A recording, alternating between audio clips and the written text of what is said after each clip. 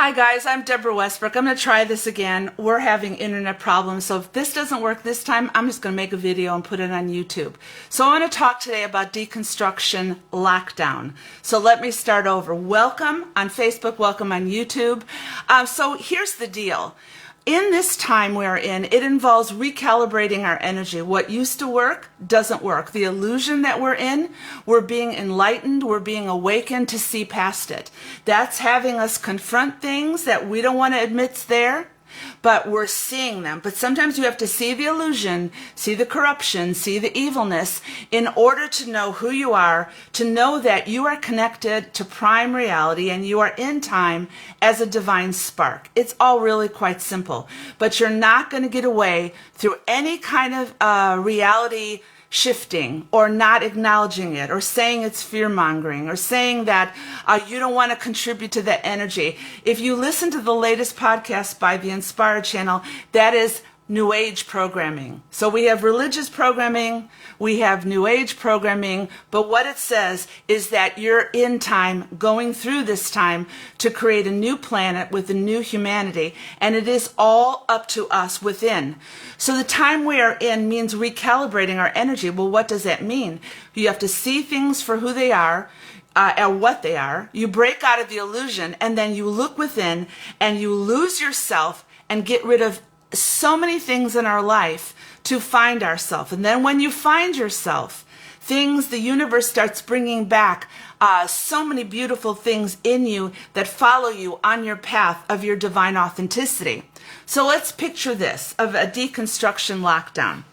Suddenly you find yourself in an unfamiliar area without a phone, without a GPS or a map back in the day. So how do you see yourself when all certainty disappears? Suddenly you don't know where you are. You can't define yourself by anybody around you. You're not quite sure even who you are, and what do? Do you turn to being lost, being anxious, being frantic, or do you remain still because there is no way out of this situation you're in when you're seemingly lost unless you look within? Unless you are still to know what is coming intuitively so that you don't make rash decisions or recalibrate into an old energy of fear. What does that mean? Are you going to look for a savior? Are you going to hunker down in that situation of not knowing who you are or where you are, suddenly looking for somebody or something to help you? Or are you going to look within for that moment to decide what it is that is most important for you to do? And that contradicts allegorically everything that the Matrix is trying to do. The Matrix, or the control that we see all around us, is putting us in situations where rather than being still and know, we're looking for a savior in every realm, because a savior brings us into a certainty that someone, something, somehow is coming from outside of ourselves to save us. That will no longer work, and what will happen is that you will see a timeline split, and you will see people that give themselves over to the illusion and the Matrix, and you will see other people that see clearly, being in time but not of time, and not ignoring that what they see is important. So why did I call this a deconstruction lockdown? Well, first of all, to deconstruct means to break down and to re-examine belief systems. So that could be in any area of your life. Let's take religion, for example. Many people are deconstructing from Christianity, so to speak, but it's more than that. You have to deconstruct from New Age programming, from anybody that's setting itself up a savior. Deconstruct that the government is going to be there to help you. It's quite evident they're not. Deconstruct from tech taking you over, saying you're flawed. You need AI help. You don't know how to write. You don't know how to create. You need help. Let us write your book. Let us find your answers. So there's all these this energy flowing from all realms that is very concentrated and very real, simply trying to tell you that you are not enough, but in certainty there is a savior coming at some point. That's bullshit. There's no savior coming, and to birth this new planet, you're going to have to look within and to be still and know. So I've noticed that if one is in a construct of constantly deconstructing, they are seeing clearly what invaded their lives. I see it all over my feed, but they're still clinging to the old narrative to find their way forward. So they deconstruct from a belief system, but they're still going to look in the book in the new way. They're going to deconstruct from other things, but they're going to still search out that someone's coming for them. So when you deconstruct, if you don't create a new life, you're going to fill your foundation with the same old, and it is basically useless because you're stuck in a new paradigm. You have to be courageous, you have to be bold, and you have to leave it all to find yourself. Now, that doesn't mean that it won't integrate coming back into your life, but for a while, you're going to lose everything to find yourself. Otherwise, you're going to create a loop over and over. Now, how did I come through this message? Well, let me just be me. Let me be honest. You don't have to, I love where I'm going right now because I'm speaking who I am. You don't have to agree or disagree. It really doesn't matter to me, but get what you can from this and use it to advance yourself. So when I was looking down my feed, I constantly saw everybody's still sticking to the narrative. They're just redefining and removing their belief system in so many different ways, but yet they're not leaving the belief system. They're still standing on the shore, and they're still examining the belief system. They're still changing it, moving it in every way, where finally I told myself, Deborah, ditch the book, ditch the belief, move out in your intuition, move out in knowing that I am in a higher reality, that I am in time, consciousness having an experience, and let me find myself. If I'm in that field where I have no way of knowing where I am, let me just start navigating my life according to what the universe is bringing to me, so that it will flow through me. And I'm ditching everything, all my beliefs.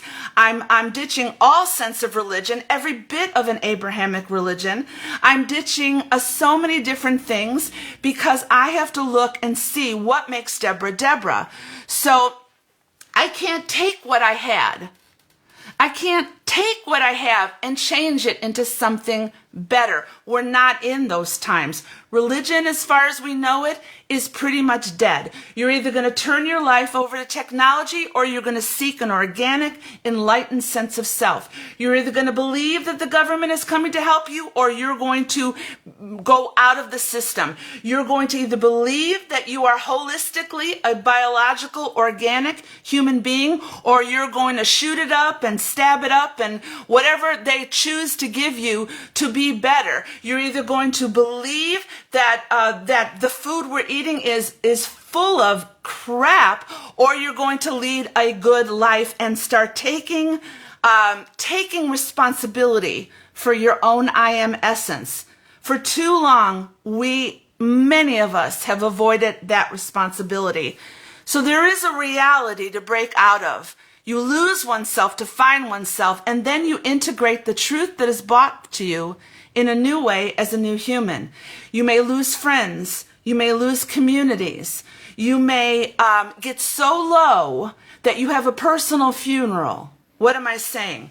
You may get so low that one day you're going to find yourself crying and crying and crying, but you don't know what you're crying about. Hint, hint. I've been there. And it wasn't focused on anything. It was just a day of constant crying. Well, what was the purpose in it? It was to realize that there was no focus in my tears, that the old me was going, and that I've been brought into time to have the courage to be the new me, whether anyone listens or anyone follows, but to move in the divine compassion and the empathy, but not get trapped into a consistent system of illusion. So staying stuck rather than rising in potential outside the matrix of control requires ditching any means of believing in a Savior. No Savior. We cling to a Savior. The bottom energy of this need for a Savior is because we need a sense of certainty. It's like being lost in that field. When you know that nobody's coming to help you, you got two chances, live or die. But when you're in that field and you know that you don't have the means to get out of it, then you turn within. You don't look for externally, because when you turn within and you begin to be still and know, the universe will bring to you exactly what is needed in that place. That place could either be a place of fear and anxiety, or it could be a place of boldness and courage in humility and grace. So we have to look around with critical thinking, and anything or anyone, how do I say this? We've kind of lost all sense of critical thinking. We're so somewhat dumb and ignorant, buying into all these narratives, that when someone tries to speak to truth, in our ignorance, we either slough it off or we attack the person that's saying it, because as a nation, we're just so used to always getting something and someone else helping us believe what we believe, and to evolve and to ascend, that's not going to work anymore. All is within. So what is a conscious evolution? A conscious evolution is a change in certain vibrational frequencies coming in that resonate with the change that is going in without us, within us. In other words, you have to connect in the field as the field, because that is where you are remembered. That is where, through spiritual practices, you come to know yourself in that stillness. But you're not looking to get out of here. You've been put in time, I've been put in time to shift the planet in a conscious evolution, because we are brilliant, empathic human beings. We need to break out of the matrix of control and know who we are, because there is something so unique about us in every way. And we'll talk about that in the days ahead. So it's time to recalibrate by ditching it all and just being a little bit by yourself. That takes courage, and that is who I'm speaking to right now. So there's a quote by Ervin Laszlo in his book, all about the Akashic Field. Now listen carefully to what he says, because he's brilliant. He's an older gentleman, and he has so many people that respect and honor him, because he's not shooting the bull in any way. He's not looking to get out of here. He's not looking into some new age programming or religious programming. He's looking carefully and philosophically at the beauty of who he is in his humanity, and not buying into the narrative that says you're flawed, you're lacking, but connecting in your transcendence. He says, evolution is not a smooth, it's not an easy process, but it unfolds on a planet in a strongly non-linear fashion. Right now, on the planet, we are focusing on planetary changes. It's not any one nation that's going to save us. It's not one belief system that's going to change us. It's all over the planet. We're facing wars. We're facing so many lies. We're facing so many people leaving and shifting and changing. And there's so many fragments that are hitting us right now that we're used to flowing in a linear fashion. 1, 2, 3. It isn't like that anymore, folks. It's things are coming this way, and then they're coming this way. Do you not think that that's a sense of control to keep you disoriented, to keep you lost, to keep you believing you're flawed? I don't buy into it at any level, in any way anymore. So then he goes on to say, there are radical fluctuations, dramatic fallbacks, and positive forward leaps. To get through this, you're going to have to go through all the fluctuations and all the ups and downs. You can't tune out. We have to rise up and be aware, not buy into it, knowing who we are, but there is no way you're going to get through this by basically ignoring it. It's not going to happen. Then you're going to shift into a timeline of illusion that many of us have been following for so many years. So he says, if we are to attain to a positive upshift, we must survive the downshift and not fall victim to it. Listen to what he says. Survive the downshift. You're not getting out of here according to some love and light. You're not going to change your reality or, oh, don't talk to me because that fear will upset me. We are divinely human. Divinely human. We face what we face, but we look within with the courage to know ourselves. We look at the downshifts. We see the lies, but we look at them. We are neither angry nor conducive, but we know who we are. We are going through this to create a beautiful new planet. Now, is that a given fact? I don't think so, but that's a whole nother topic. So what happens is then he says, and I believe this, we are at a tipping point in our evolution, a watershed moment that leads to either the extinction of the human species or to the birth of a planetary civilization where humans live in harmony with each other and life on the earth. That is exactly where we are at this moment. And many people have studied different ancient history, archaeological sites. There's so much good teaching out there, but that is not my purpose. I've studied it all to a certain degree, but I am here to look at the big picture. And what I see is exactly what he said. There is a growing level of control. Where's it coming from? Everybody has different theories.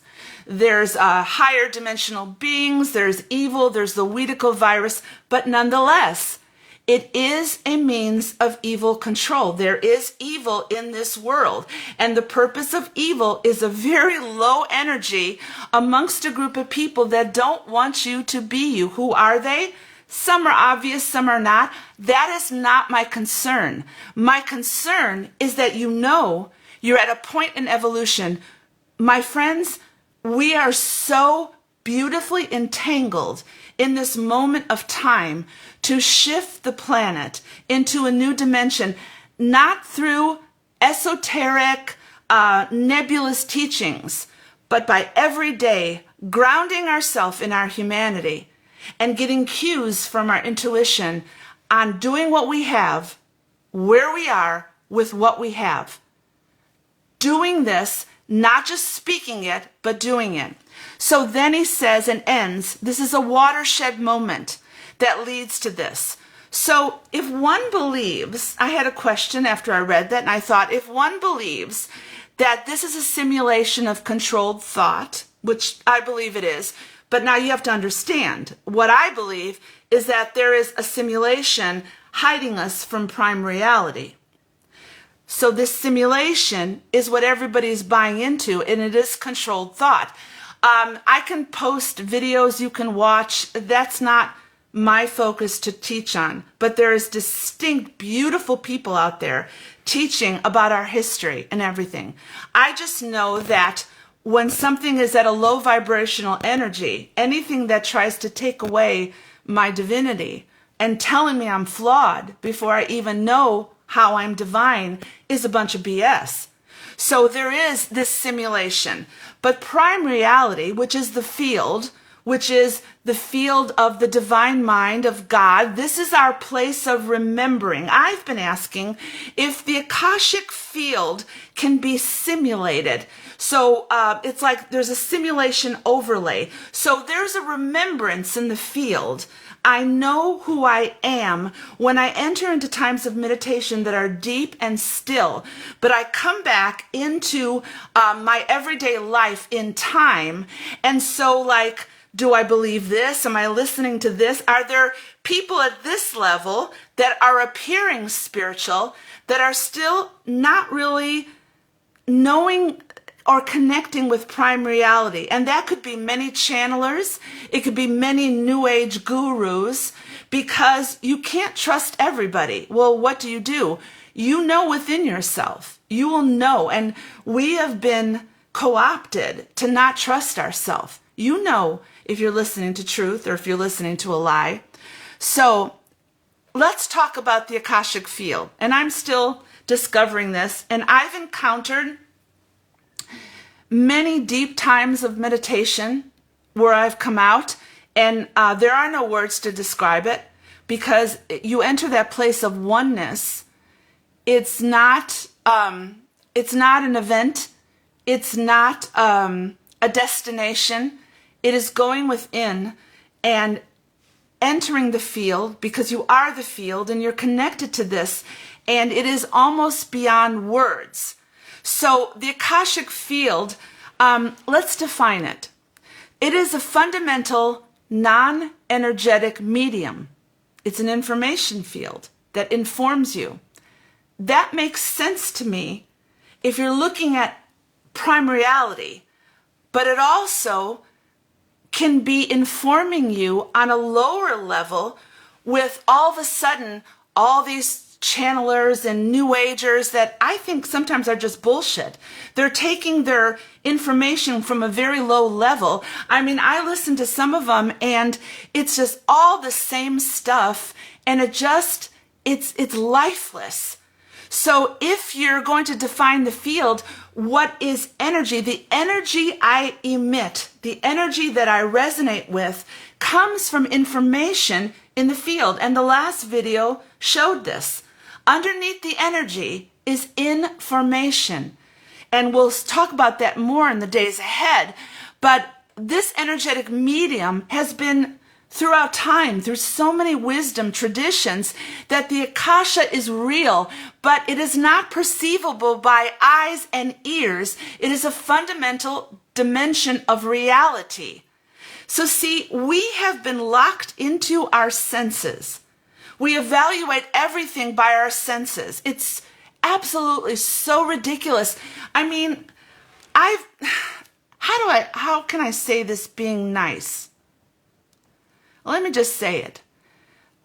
I believe that in this nation, we have become so ignorant because our freedom has made us lazy, and we've bought into the system. We've bought into religion rather than standing up to be the empathic, compassionate people that we are. We have bowed down so low that there's so much illusion everywhere that you're actually attacked for speaking truth. Now, that's just my opinion that set me on this path. So the Akashic field, the prime reality, it's not accessed in the 3D realm. It's not accessed through your senses, but you connect into that field through your brain, through the sensors that are in your body. You connect with that. Consciousness exists outside of the body. And I know people think of a higher self as being separate. It's not. You are now expressing in this realm of energy. You are one with yourself. You are here, there, and everywhere, as I spoke last week. So you are not separate. You're getting your reality from a higher intuition that you are in the prime reality as the prime reality. And so that is how you navigate this realm. So this Akashic field harbors the immutable laws and regularities that govern existence in the world. These laws define a world that is seamless and whole. It's not separate, folks. It's seamless and whole, yet I don't even know how to express it anymore. Look around, and all you see is division and fear and war and death. That is not who you are. That is not who I am. So the reality is that we're not connecting in a realm higher than who we are. We are consciousness having an experience. So what governs this reality? Now, this was all an introduction, okay? I'm going to get very more detailed in the days ahead. So what governs the reality of the Akashic field, the prime reality of God, where God knows you before the foundations of the earth, folks? What governs this reality? What do we need to know about this reality so it isn't ethereal, so that what we receive, be from this reality is projected and lived out in our transcendent humanity? So there are three aspects of the Akashic field, according to Ervin Laszlo, and they're beautiful. I'm going to give you the three of them, and I'm going to start just doing 2 Facebook Lives a week, and I'm just going to put it all out there. Number 1, connection. Number 2, memory. Number 3, coherence. What is connection? The realization that everything is connected in a seamless whole. In this field of potential, you do not create your reality. I'm not going to create a pink elephant in my living room and something that's going to appear. You don't create reality. You access potential in the field, in the divine mind. You do not create reality. You access potential. That is remembering. That is knowing why you are here. What is your purpose? What is your I am? In this field, one does not create reality, but as an observer, merely lifts the object, the desire, the intuitive impulse from the level of potential into actuality. So just because I say I want a pink elephant just showing up in my living room ain't gonna happen. But when I'm in touch with the field about my purpose, when I connect with my higher self, with God, with the divine mind, then it's already there. It's already remembered. You are not unknown. You are not fragmented. You didn't appear out of nothing. You have always been, always will be. You didn't start here. You're not going to end here. So if you try to create a reality based upon ego, it's never going to satisfy you. You connect with a higher dimension of God where God already remembers you and reminds you of who you are. So this field is a place of connection that is accessed by spiritual practices. What else does it have? It has memory, not of the past or of the future, but it is time-based in the now to inform the present reality of your life. We are all vibrations of the same world, differing in the frequency of our vibration. You discover the vibration, you discover the reality of your I am in the field. So this universe is not a random heap of unrelated events, but is a highly ordered ensemble of interconnected events. And when evil, or when a Weedigo virus, however you want to say it, tries to take control of the energy, it will try to steer you by making you believe and hooking into something that is not true because it's coming from a very low-level reality. Fear is a low-level reality. Anxiety, shame, so many things are of a low-level reality. So our experiences that we have now are permanent memories in the deep dimension of the universe, and they're always available for conscious recall. That's astounding. They're always available for conscious recall. They're not a list of information. You don't go into the field and when you're meditating, get a 10-point list on what you're going to do when you come back to the planet, when you come out of that spiritual practice. It is an all-encompassing just immersion in the bliss of love and energy that is not the love. That is love and light playing out on this planet. It is so much higher, so much deeper, so much wider, so much stronger that it will change you, and you will never, never, once you experience that, want to be anything other than who you are. And you will remember. But the remembrance, folks, is not of what you're going to do. The remembrance is who you are. And from knowing who you are will then proceed all the synchronicities and the intuitive that will bring joy to your heart, through your heart intelligence. I am curious. I never want to be locked down into just teaching one thing. That may not be you. That you may love teaching one thing. I need adventure. I need exploration. I get bored easily.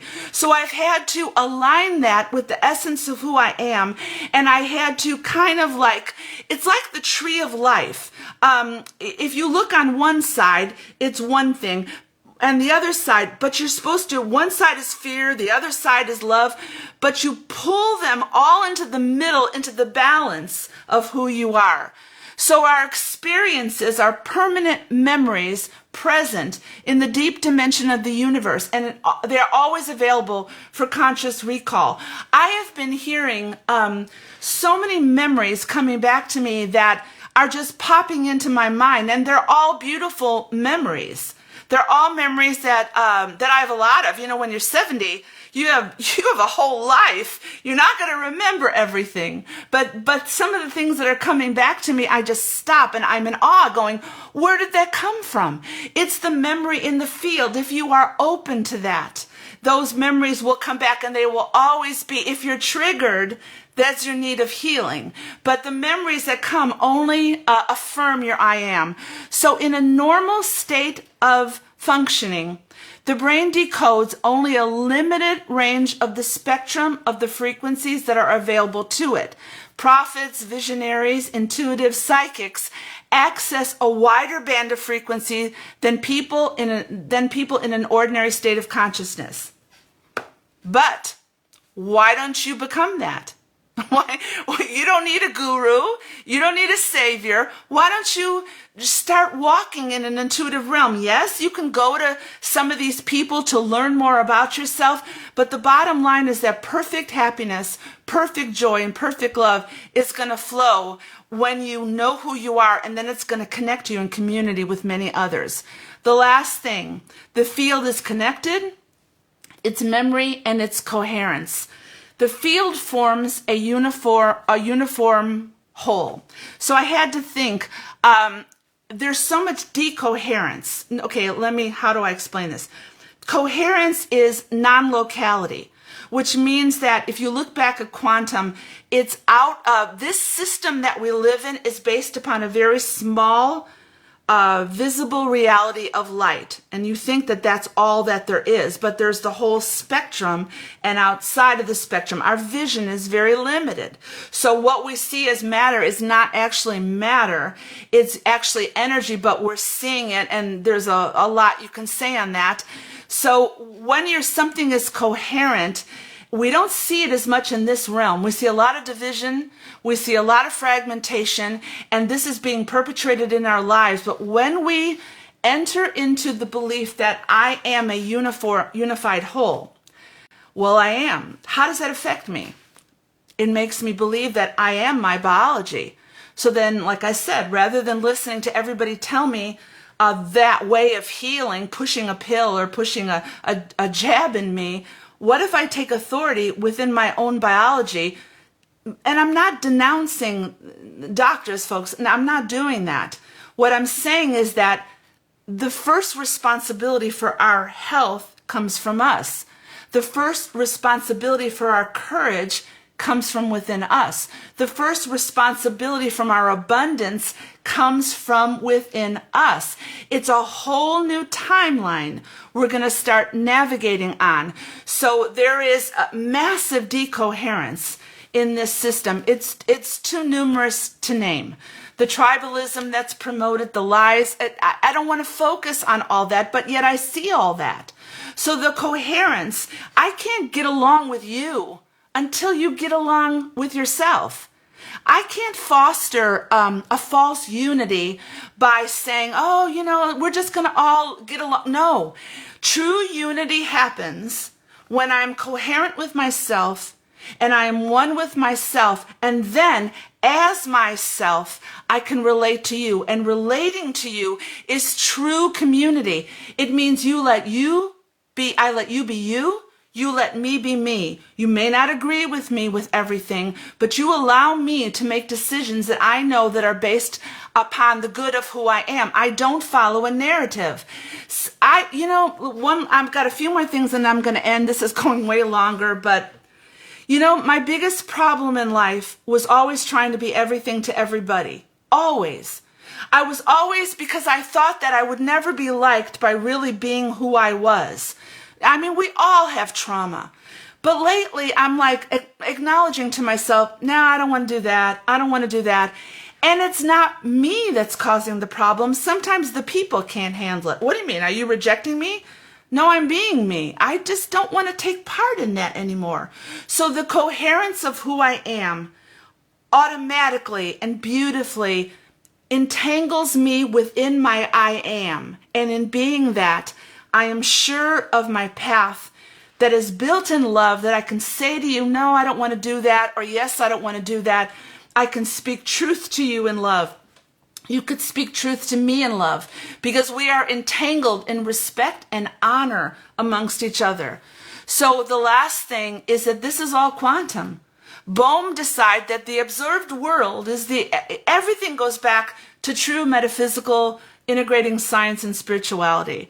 So the explicate order, the wave within the ocean, which is who you are, it is informed by the ocean. You are informed by the field, and it expresses itself in a beautiful array of memory, coherence, and connectivity. So each time I do these Facebook Lives, the next one's going to be shorter because when I started this, my internet went out, so I had to start it over. So these Facebook Lives are never the end-all, be-all, okay? You're not going to walk away from this live going, now I know what to do. This is a journey. I'll capture you with some thoughts, and then they will affirm already what is within you, as well as many of you affirm what is within me. And then we continue on the journey. So this is a journey I'm on, and I honor and respect. I don't say I get it all right, but I had the choice of either speaking to challenge or staying quiet, and I just couldn't do it anymore. I've got to be me as well as you've got to be you. So in a few days, I'll do another one. And I promise, speaking to myself here, it will be shorter. I'm going to do more 20-minute ones that are going to bring you one point, that are going to build you up and encourage you. You know why? Because my purpose on this planet is very, very clear to me. I'm 70 years old. Well, I might live, everybody in my family lives old, and, I might live to 90. So I'm going to look at the generation that's coming after me, the 50s, the 40s, the 30s, and I'm going to tell them, don't buy into the bullshit. Do you know who you are? Because you see, at 70, you ain't got nothing to prove and nothing to lose anymore. But I am filled with love in trying. I just want a good shepherd. They just walk behind the sheep. If you've ever been to Africa, you see that the shepherd walked behind the sheep. I don't want to lead the way. I want to walk behind you. Sometimes I want to kick you in the butt to move a little faster. Sometimes I want to push you a little bit. Sometimes I want to put my arms around you. But I want to walk behind you because I believe in the beauty of this humanity and in mankind. And so I love what I'm doing. So you guys have an incredible day. I love you all. Have a wonderful